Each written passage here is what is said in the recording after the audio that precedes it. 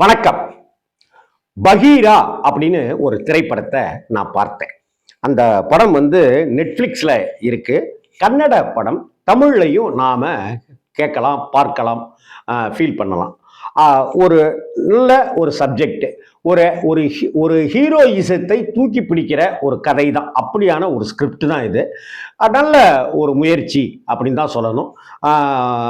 அந்த பகீரா அப்படிங்கிற படத்துல ஸ்ரீமுரளி, ருக்மணி, குருநாத், அச்சுத்குமார், நிறைய பேர் இது மாதிரி நடிச்சிருக்கிறாங்க. கருடா ராம் அவர்கள்லாம் நடிச்சிருக்காங்க.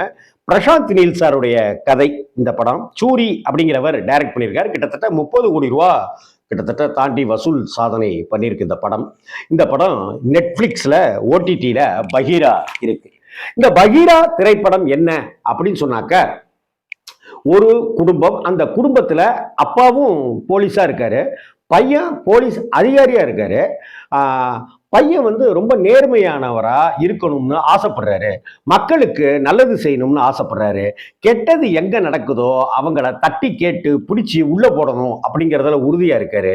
இப்படிப்பட்ட சூழ்நிலையில ஒவ்வொரு கட்டமா அவர் தாண்டி தாண்டி ஒவ்வொரு ரவுடிசத்தை, ஒவ்வொரு தாதாக்களை அப்படி கடந்து போகும்போது, கடத்தல்காரர்களை ஒவ்வொருத்தரையா அப்படி அவர் வேட்டையாடும் போது, ஒரு கட்டத்தோட நிறுத்திக்க, இதோட வேணாம், இது மேல் செய்யாத அப்படின்னு மேல் அதிகாரிகளே சொல்றாங்க. ஏன் இது மாதிரிலாம் சொல்றாங்க அப்படின்னு ஒரு கோபம், ஒரு வலி, ஒரு ஆதங்கம் அவருக்குள்ளார ஏற்படுது. அப்படிப்பட்ட ஒரு சூழ்நிலையில பெண்களை கடத்துறது, உடல் உறுப்புகளை வெளிநாடுகளுக்கு விற்கிறது, அதுக்காகவே மனிதர்களை கடத்துறது அப்படின்னு இருக்கிற அந்த கூட்டத்தை பற்றிய விஷயங்களை எல்லாம் கொஞ்சம் கொஞ்சமாக அறிந்து கொள்வதற்கும் அழிப்பதற்குமாக அந்த ஹீரோ ஒரு போலீஸ்காரரா இருந்துகிட்டு அதே சமயத்துல ஒரு மாஸ்க் அணிந்து கொண்டு பகீரா அப்படிங்கிற பேர்ல அவர் வேட்டையாடுகிறார். ஒரு போலீஸ்காரன் இப்படி வேட்டையாடுறார். நான் சிகப்பு மனிதன்ல ஒரு ப்ரொஃபசர் ஒரு சிகப்பு மனிதனா ஒரு ராபின்ஹுட் மாதிரி இருந்துகிட்டு அவர் கொலைகளை செய்யறாருங்கிற மாதிரியான ஒரு படம் தான் இது. ஆனா அந்த படத்தினுடைய making, script, dialogue version, fight அப்படிங்கிறதெல்லாம் தான் இந்த படத்தை ஒரு மிகப்பெரிய அதகல படமாக, ஒரு ஹீரோயிச படமாக அப்படியே தூக்கிட்டு போகுது. இதுக்குள்ளார அவருக்கு ஏற்படுகிற காதல், அந்த காதல் கைகூடி வர அந்த சமயத்துல காதல் வேண்டாம், கல்யாணம் பண்ணிக்க வேணாம் அப்படின்னு அவர் முடிவெடுக்கிறதுங்கிறது, இது எல்லாமே அறத பழசா எல்லா படங்களையும் நடக்கிறது தான். ஏன்னா அவர் வேற ரூட்டு பிடிச்சி போகும்போது நமக்கு எப்ப வேணாலும் மரணம் வந்துடலாம், அதனால ஏன் கல்யாணம் பண்ணிக்கணும் அப்படின்னு நினைக்கிறது போலாகான ஒரு விஷயமா இருக்கட்டும். அது எல்லா படத்துலையும் பார்க்கறது தான்.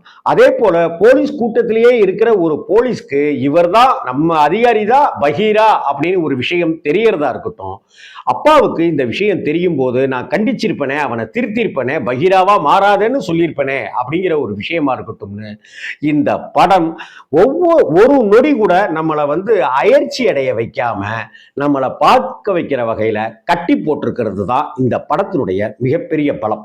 பகீரா படத்துல அந்த போலீஸ் கதாபாத்திரமா இருக்கட்டும், போலீஸ்க்கு மேலதிகாரிகளா இருக்கிறவங்களா இருக்கட்டும், அப்பா கேரக்டரா இருக்கட்டும், காதலியனுடைய கதாபாத்திரமா இருக்கட்டும், ரவுடியிசத்தினுடைய ஒவ்வொரு இடங்களா இருக்கட்டும், அதை தேடி தேடி போய் துவம்சம் பண்ணுகிற விஷயங்களா இருக்கட்டும், லைட்டிங், படத்தினுடைய லைட்டிங், ஒளிப்பதிவு, கேமராவுடைய மூமெண்ட்ஸ் அப்படின்னு எல்லா ஒர்க்குமே ரொம்ப பிரமாதமா இருக்கு. காதுக்கு இறைச்சல் தராத இசையும் கூட ரொம்ப ரொம்ப முக்கியத்துவம் வாய்ந்ததா தான் நான் பார்க்கிறேன். நான் இந்த பகீரா அப்படிங்கிற திரைப்படம் நல்ல வசூல் சாதனை பண்ணியிருக்கிற, கன்னடாவில் பண்ணியிருக்கிற படம். அது நெட்ஃப்ளிக்ஸ் ஓடிடி தளத்தில் வந்திருக்கிற பகீராவை தாராளமாக பார்க்கலாம். ஒரு முறை பார்க்கலாம், ஒன்றும் தவறு கிடையாது. ரொம்ப நல்ல மேக்கிங் நல்லா இருக்கு. வணக்கம்.